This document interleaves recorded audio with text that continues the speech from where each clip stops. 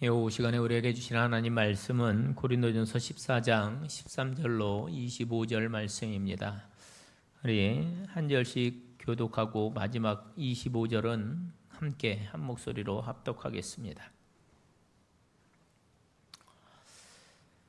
고린도전서 14장 13절부터 25절까지의 말씀을 교독합니다. 한 절씩 교독하고 마지막 25절은 함께 합독하겠습니다. 그러므로 방언을 말하는 자는 통역하기를 기도할지니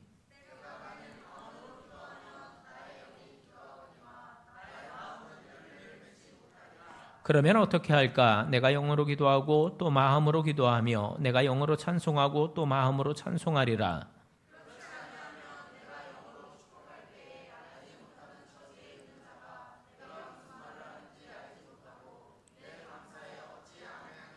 너는 감사를 잘하였으나 그러나 다른 사람은 턱세움을 받지 못하리라.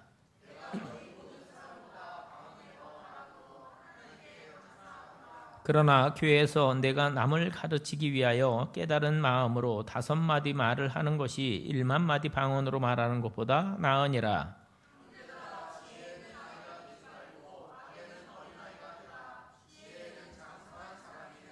율법에 기록된 바 주께서 이르시되 내가 다른 방언을 말하는 자와 다른 입술로 이 백성에게 말할지라도 그들이 여전히 듣지 아니하리라 하였으니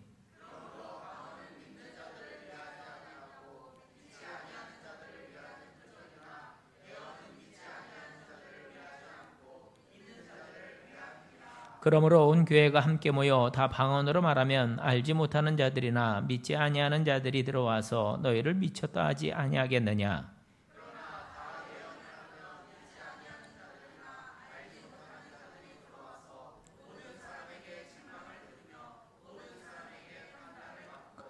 그 마음에 숨은 일들이 드러나게 되므로 엎드려 하나님께 경배하며 하나님이 참으로 너희 가운데 계신다 전파하리라. 아멘.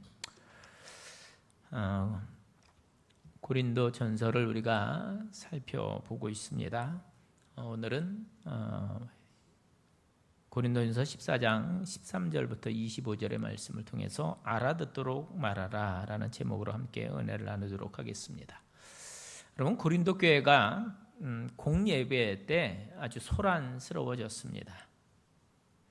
물론 여러분, 교회는 기도해야죠. 그렇죠? 주님께서 말씀하셨듯이 내 집은 만민이 기도하는 집이다 이렇게 말씀하셨잖아요. 기도해야 합니다. 또 실질적으로 고린도 교회도 많은 기도가 있었습니다. 아주 풍성한 기도가 있었어요. 그런데 문제는 이 방언 기도 소리가 너무 커서 가령 조용히 기도하고 싶은 사람들이 기도할 수조차 없게 된다든지 예배 질서 전체가 허물어지는데 이게 문제가 있었던 겁니다. 여러분, 좋은 것은요 늘 좋지만은 않습니다. 이 좋은 것, 아무리 좋은 은사라 할지라도 어떤 목적으로 쓰느냐, 어떻게 쓰이느냐에 따라서 이게 정반대의 효과가 나타날 수 있다는 겁니다. 은사들이 그래요. 여러분, 은사가 얼마나 좋은 것입니까? 얼마나 소중한 것이에요. 하나님께서는요, 은사를 주시기를 원하십니다. 그러나 정작 우리가 은사를 받아서 그 은사의 목적에 합당하게 이걸 쓰지 못한다면 그 은사조차도 교회 공동체 전체의 유익을 위해서는 도움이 되지 않을 수 있다는 거예요. 그게 늘 우리를 깨어있게 하는 이유이기도 합니다. 그래서 우리가 깨어 있어야 돼요. 우리가 앞서 살펴보았듯이 교회에 나타나는 은사들을 사도 바울은 12장에 정리를 하고 있습니다. 다시 한번 보면 12장 28절부터 31절까지 한번 보겠습니다. 하나님이 교회 중에 몇을 세우셨으니 첫째는 사도요, 둘째는 선지자요, 셋째는 교사요, 그 다음은 능력을 행하는 자요, 그 다음은 병 고치는 은사와 서로 돕는 것과 다스리는 것과 각종 방언을 말하는 것이라.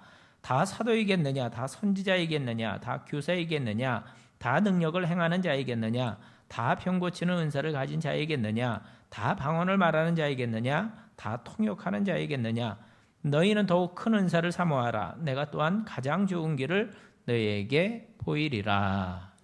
말씀합니다. 은사들이 많이 나타나는데 이런 여러 가지 각양의 은사들이 있는데 가장 큰 은사가 무엇입니까? 은사를 제대로 쓸 줄 아는 은사가 큰 은사라는 거예요. 주어진 은사를 가장 적절하게 활용할 줄 아는 은사를 지혜롭게 분별하고 은사를 지혜롭게 쓸 줄 아는 은사, 그게 사랑장이라고 말하는 13장을 통해서 이 사랑에 관해 사도 바울의 권면이 이어지는 이유입니다. 우리가 가장 좋은 것을 받았지만 이 사랑하는 마음이 없으면 그 가장 좋은 것도 우리가 값없이 쓸 수 있다거나 오히려 그것을 나의 유익을 위해서 쓸 수 있다는 것이죠. 여러분, 은사가 무엇 때문에 우리에게 주어졌습니까? 은사? 우리가 함께 말씀을 지난 시간에도 함께 말씀을 나눴는데 은사를 왜 주어졌습니까? 그럼 공동체를 위해서 주어졌다라고 그랬어요. 그렇죠? 하나님께서 왜 선물을 주십니까? 그거 가지고 나와 하나 그냥 잘 간직하고 잘 쓰라고 그 선물을 우리에게 주십니까? 그건 아니죠. 그게 우리에게 선물을 주신 것은 전부 다 공동체를 세우기 위해서 교회를 굳건히 하기 위한 하나님의 선물이라는 거예요. 이걸 우리가 분명히 알아야 합니다. 왜 우리 얼굴에 코가 있고 귀가 있고 혀가 있고 모든 각 지체가 있습니까? 하나의 통일된 유기체적 공동체를 이루기 위한 것이에요. 눈은 코를 비방하지 않고 코는 눈을 부러워하지 않고 우리 신체의 각양 각 부분들이 하나의 어떤 전체적인 조화를 이루듯이 그 하나님께서 주시는 은사를 통해서 교회도 세워지고 설교자도 세워지고 구제하는 사람도 있고 또 이런저런 은사, 신유의 은사도 나타나고 방언의 은사도 나타날 때 여러분 이 모든 것들이 교회 전체를 이루기 위한 교회 전체를 든든히 세우기 위한 하나님의 선물이라는 겁니다. 그런데 그게 마치 나에게 주어진 어떤 특별한 은사여가지고 내 자랑거리가 된다고 생각하는 것, 이건 문제라는 거죠. 고린도 교회가 그랬다는 거예요. 고린도 교회가 특히 방언에 대해서. 그래서 공예배 때에도 그냥 크게 방언으로 기도하는 그런 문제가 나타났기 때문에 이게 지금 고린도 교회의 하나의 문제로 등장하게 되고 이게 에베소에 있는 바울에게 지금 근로의 편을 통해서 또 여러 사람을 통해서 그 소식이 전해졌을 때 바울은 너무너무나 안타까운 거죠. 가슴이 아픈 겁니다. 하나님께서 정말로 귀한 은사를 주셨는데 왜 그게 시비거리가 되느냐? 그게 왜 문제를 일으키게 되었느냐? 거기에 대한 사도 바울의 답변입니다. 그래서 13절에서 이렇게 말합니다. 그러므로 방언을 말하는 자는 통역하기를 기도할지니. 바울은 그 방언을 하는 사람들은 자기가 무슨 방언을 하고 있는지 통역이 되는 통변의 은사도 함께 구하라 이렇게 말하고 있습니다. 하나의 해결책으로 지금 제시하고 있는 거예요. 14절을 보면 내가 만일 방언으로 기도하면 나의 영이 기도하거니와 나의 마음은 열매를 맺지 못하리라 이렇게 말을 하고 있습니다. 내가 방언으로 기도하는데 지금 무슨 소리를 하고 있는지 계속 방언으로 기도하는데 이성적으로 지성적으로 내가 하는 이 기도가 무엇을 뜻하는지를 해석하지 못하고 하는 기도가 내게 무슨 큰 유익이 되겠느냐 이런 말입니다. 이게 근데 상당히 조심스러운 부분입니다. 방언은 분명 은사지만 그 방언이 왜 주어졌냐? 그건 우리의 믿음을 위해서 주어진 겁니다. 그래서 우리가 이 방언의 은사를 사모하는 것, 내가 믿음이 없거나 또는 믿음이 자라지 않거나 또 내가 믿음과 의심 사이를 늘 왕복하고 또 줄타리기 하는 그런 사람들에게는 여러분 이 방언의 은사가 오면 하나님 살아계시구나 또는 하나님이 나와 함께 계시는가 하는 데 대한 분명한 믿음을 갖게 됩니다. 그리고 또 초기에 방언 은사를 받는 이유 중에 하나는 여러분 혼자 기도하면 지난 시간에도 말씀드렸지 혼자 기도하면 5분 10분밖에 못해요. 내 기도만 하면 그렇잖아요. 그리고 뭐 더 기도할 게 뭐 이렇게 많아요. 또 기도해봐야 맨날 똑같은 기도만 하게 되고요. 그렇잖아요.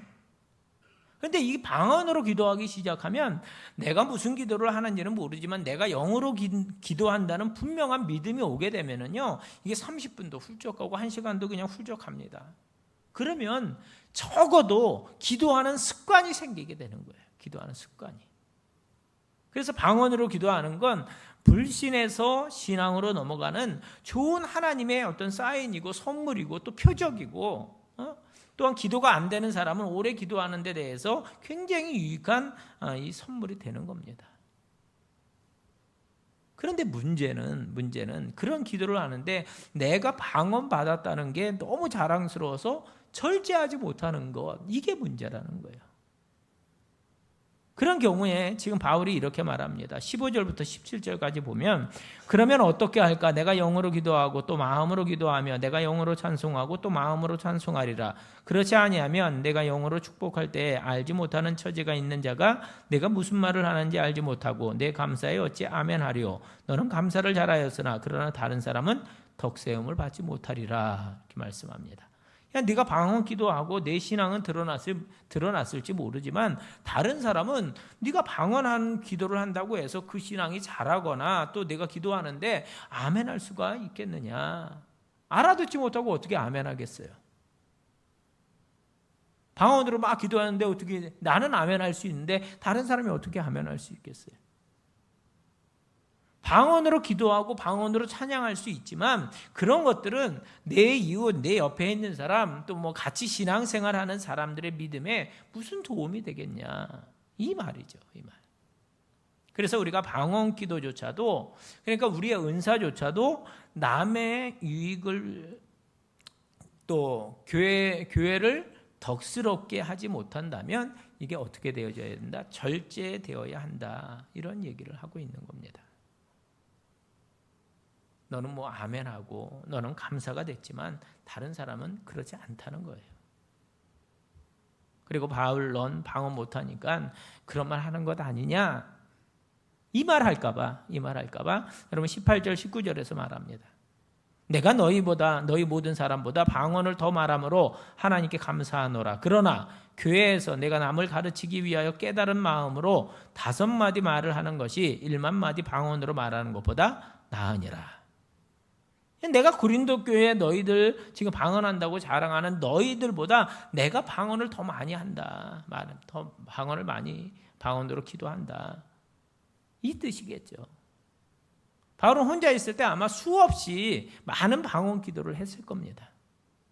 그러나 공예배 때 적어도 회중들 앞에서는 그가 방언으로 기도하지 않은 까닭은 그 방언이 교회 전체의 이익을 위하거나 방언을 알아듣지 못하는 사람들에게 도움이 되지 않기 때문에 그는 깨달은 마음으로 내가 하나님의 말씀을 깨닫고 또 그들에게 그렇게 전하는 5마디로 말하는 것이 낫지 1만 마디로 내가 회중 앞에서 그 말을 하는 게 무슨 소용이 있겠냐, 방언으로 그렇게 말하는 게 무슨 소용이 있겠냐, 이런 말입니다.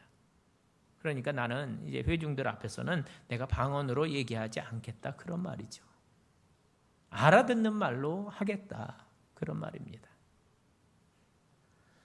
깨달은 말 5마디를 하는 것이 알아듣지 못하는 말, 즉 방언으로 말하는 1만 마디보다 그게 더 유익하다라는 겁니다. 뭐 처음 교회에 온 사람이건 뭐 불신자건 아니면 초신자건 알아듣는 말로 했을 때 내가 어떤 하나님의 마음을 느낄 수 있다면 알아듣지 못하는 말로 전하는 것보다 비교할 수 없이 유익이 된다는 것이죠. 그렇잖아요. 교회 전체 공동체를 위해서 결국은 이 방언의 은사건 무슨 은사건 그 기준은 내 유익이 아니라 바로 상대방의 유익을 위해서 하라, 그 말입니다. 공동체의 유익을 위해서 하라.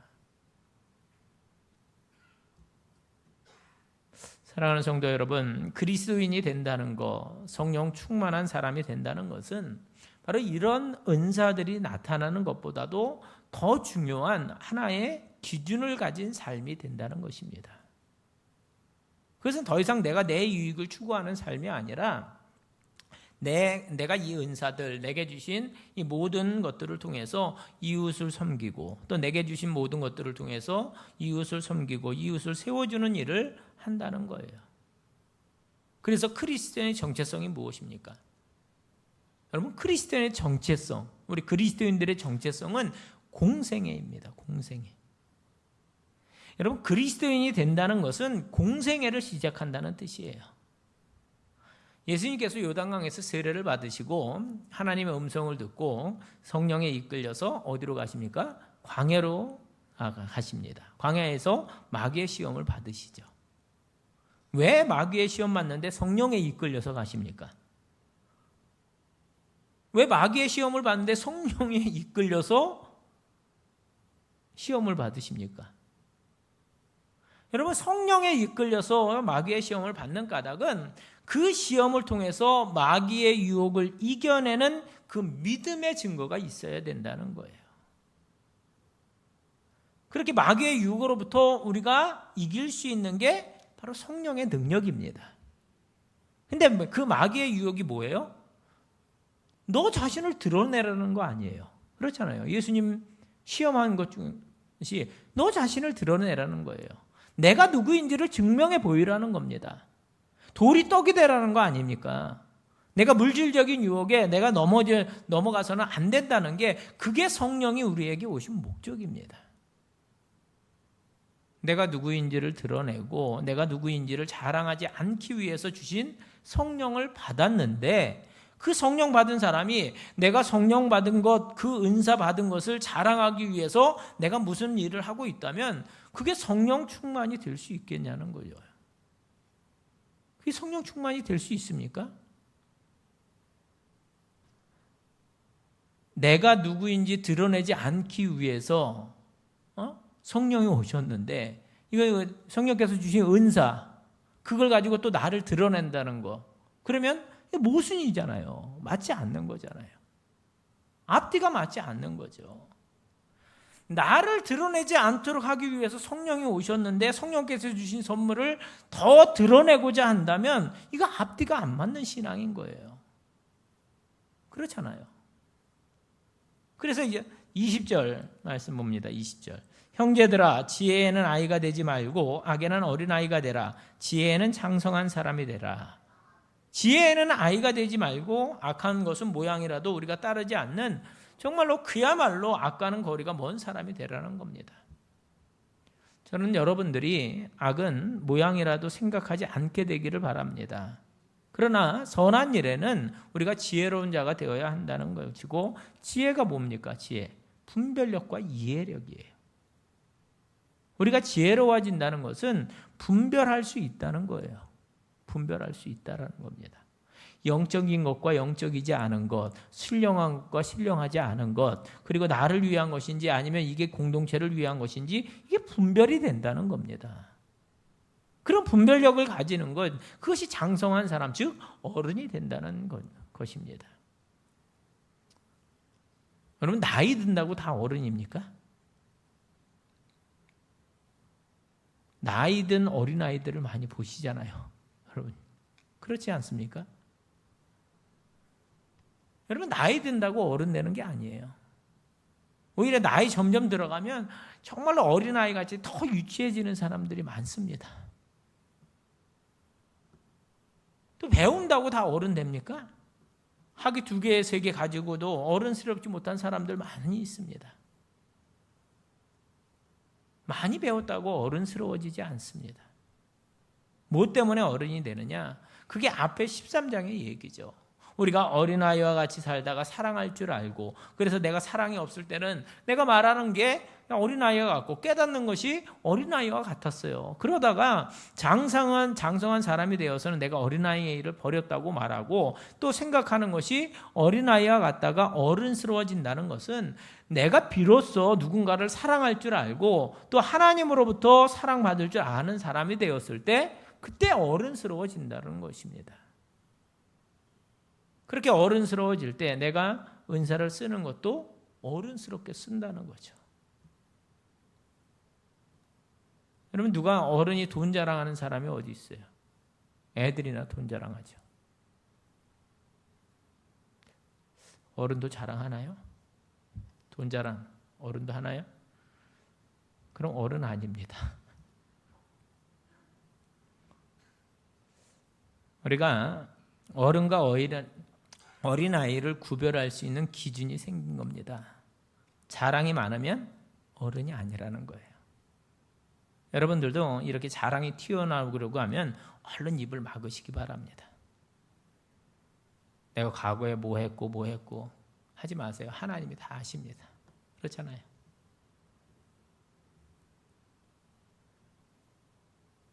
신앙생활 하는 것 물론 자랑할 수 있습니다. 자랑할 수 있어요. 그 자랑을 통해서 또 상대방에게 어떤 도전을 줄 수도 있어요. 근데 조심해야 합니다. 조심히 해야 되는 거예요.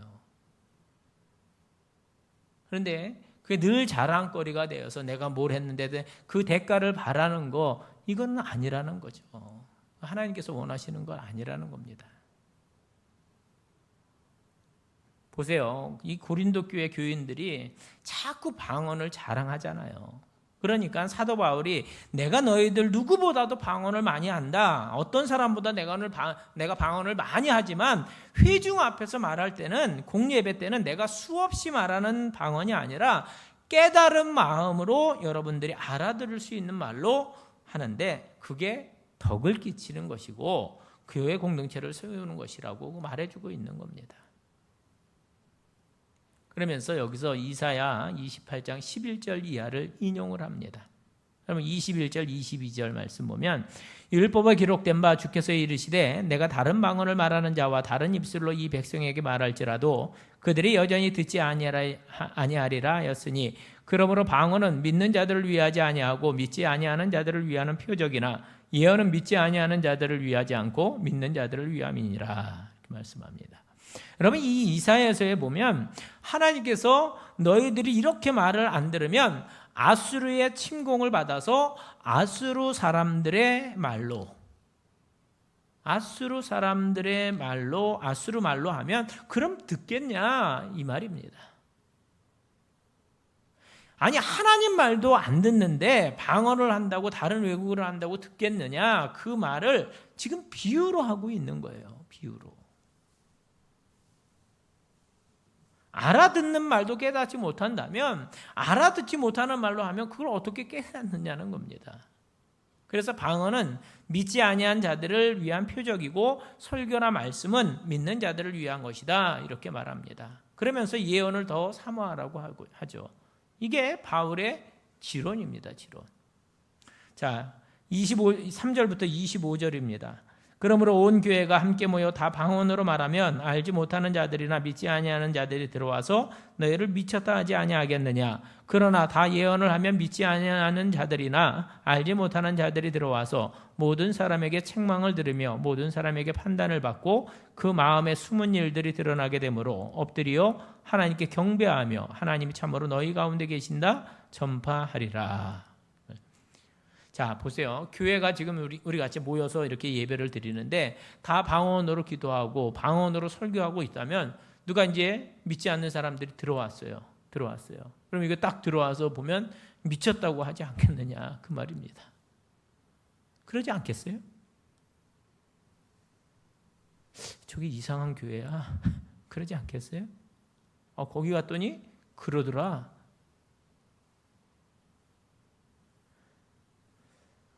오늘날 이 방언에 대해서 두 가지 견해가 있습니다. 이건 초대교회 때 있었던 일이어서 지금은 그게 필요 없다고 하는 극단적인 생각을 가진 사람들이 있어요. 그러나 이 오순절 계통의 교회에 대해서는 이 방언을 받지 못하면 성령 세례를 받지 못했다라고 하는 또 다른 극단적인 주장이 있습니다. 이 오늘날 방언의 은사나 이런 영적인 은사들이 나타날 이유가 없다고 말하는 것도 신학적인 근거가 없습니다. 그러나 또 방언의 은사를 받아야 성령 세례를 받았다라고 말하는 것도 적절하지는 않습니다. 지나친 표현이고 또 과다한 주장이에요. 그래서 저는 여러분들이 오늘날도 여전히 주님께서는 은사를 주실 수 있고 이런 은사들이 나타나지만 그런 은사들이 어떤 초대교회나 고린도교회나 지금 어느 교회나 마찬가지로 그 은사가 회중 예배를 위해서 회중들이 함께 기도하는 기도를 위해서 그런 것들은 여전히 자제되고 절제되어야 한다는 겁니다. 그리고 본인이 골방에 앉아서 방언 기도를 하루 종일 한들 이게 어떻겠어요? 그렇지 않습니까? 나 혼자 있는데 방언으로 열심히 누가 뭐라 그러겠어요? 사실 여러분 이런 것들은요, 이 은사, 방언의 은사는 다 마찬가지입니다. 여전히 필요한 시대예요. 그렇지 않습니까? 또 그런 방언의 은사가 나타나야 기도가 활발하게 또 뜨거워지는 것도 사실입니다. 그렇잖아요. 그래서 우리가 주여 삼창 하고 이렇게 기도하지만 그러나 때를 따라서는 조용히 침묵 기도해야 할 때도 있고요. 하나님께서는 보세요. 하나님께서는 언어 장애인의 기도도 들으십니다. 그렇잖아요. 또 방언 기도도 들으시고 다 들으셔요. 여러분 듣는다는 믿음이 더 중요한 거잖아요. 하나님께서 내 기도를 들으신다. 이게 더 중요한 것이죠. 그리고 누군가를 배려할 줄 아는 것이야말로 사랑의 은사의 최고적 클라이맥스 아닙니까? 그리고 성령의 클라이맥스 아니에요? 이게? 그럼 갈라디아서 5장 22절 23절을 보면 오직 성령의 열매는 사랑과 희락과 화평과 오래 참음과 자비와 양성과 충성과 온유와 절제니 이 같은 것은 금지할 법이 없느니라 이렇게 말씀하십니다. 그런데 그 성령의 은사가 오더라도 그 은사를 절제할 줄 아는 것이야말로 이게 성령 충만의 마지막 시그널 아니겠나 이거죠. 성령 충만한 모습이다라는 거예요. 그게 저와 여러분들이 정말 이 교회 공동체를 함께 세워가면서 저는 여러분들이 다 각양 이 은사를 받게 되기를 축복합니다. 하나님께서 영적 은사를 정말로 마음껏 부어주시기를 여러분 간구하시기 바랍니다. 그리고 오늘 바울이 얘기한 것처럼 방언의 은사를 주셨으면 통변하는 은사도 함께 구하라고 말하고 있잖아요. 그래서 주님, 제가 방언의 은사를 해석할 수 있도록 통변의 은사를 주시옵소서 기도하시기 바랍니다. 그렇게 자기 자신이 방언하고 또 통변하는 사람들도 적지 않을 수가 있어요. 그리고 또 방언은 못하지만 통변의 은사를 받은 사람도 있습니다. 오늘날도 여전히 그런 것들이 있지만 저는 여러분들이 그 은사를 절제해서 잘 쓸 줄 아는 그런 은사가 있게 되기를 축복합니다. 오늘날 이 시대의 교회가 영적인 은사가 사실은 더 많이 나타나야 합니다. 교회가 어렵잖아요, 다들. 70년대, 80년대, 90년대 초반까지 그 초고속 성장해왔던 교회가 지금 얼마나 많이 무너졌습니까? 이럴 때 더 교회가 이 영적인 은사가 더 많이 나타나야 합니다. 더 활발히, 더 강력하게 나타나야 합니다. 여러분 영적인 은사가 없이는 교회가 교회다워질 수가 없어요. 그러나 영적 은사가 나타났을 때 교회는 더욱더 조심해야 되는 거죠. 조심. 그 은사들이 말씀을 뛰어넘는다든지 말씀보다 더 앞서서 영적 경험을 주장하게 되면 교회는 또 다른 혼란에 빠질 수밖에 없다라는 겁니다. 그러지 않기 위해서 여러분 우선 말씀을 더 많이 상고하시기 바랍니다. 말씀 읽고 말씀 더 많이 듣고 먹을 수 있기를 바랍니다. 그리고 그 말씀을 여러분들이 살아낼 수 있는 그러한 성령의 은사를 갈망하게 되기를 축복합니다. 여러분들이 말씀 읽다가 성령 세례 받기를 원하고 말씀 읽다가 방언 받기를 원하고 여러분들이 말씀 읽다가 신유의 은사를 받기를 원하고 각양 은사가 나타나기를 주의 이름으로 축원을 드립니다. 기도하겠습니다. 하나님 아버지, 이 시간에도 말씀 주시니 감사합니다. 아버지, 각양 은사가 나타나기를 원합니다. 병 고치는 은사도 있기를 원합니다. 주님, 정말 방언의 은사로 나타나기를 원합니다. 통변의 은사가 있기를 원합니다. 권면의 은사, 말씀의 은사 등 모든 은사가 우리 교회에 풍성하게 나타나게 하여 주시옵소서. 간절히 원하옵기는 그 은사가 나타날 때 각양 은사가 잘 쓰임 받기를 원합니다. 절제될 수 있도록 도와주시옵소서. 하나님, 이 땅의 모든 교회가 불신자들에게 정말 도전이 될 수 있는 삶의 모습으로 나타나는 은사가 있게 하여 주시옵소서. 우리가 어떤 은사든 하나님 이 땅을 주님이 원하시는 하나님의 나라로 일구어가는 귀한 은사들 되기를 원합니다. 그 모든 은사들이 주의 은사가 되기를 원합니다. 그리고 은사가 자랑할 수 있는 은사가 아니라 오직 주님만이 드러나는 은사가 되게 하여 주시옵소서. 또 그 은사를 통해서 나를 드러내고자 하지 않고 내가 더욱더 겸손해지기를 원합니다. 주님 은사가 나타날 때 더욱더 무릎 꿇게 하시고 두 손 들게 하시고 주님 앞에 엎드려 그 은사가 주님만을 위하여 쓰임받게 하여 주시옵소서. 주님의 영광만을 드러내게 하옵소서. 예수님의 이름으로 기도하옵나이다. 아멘.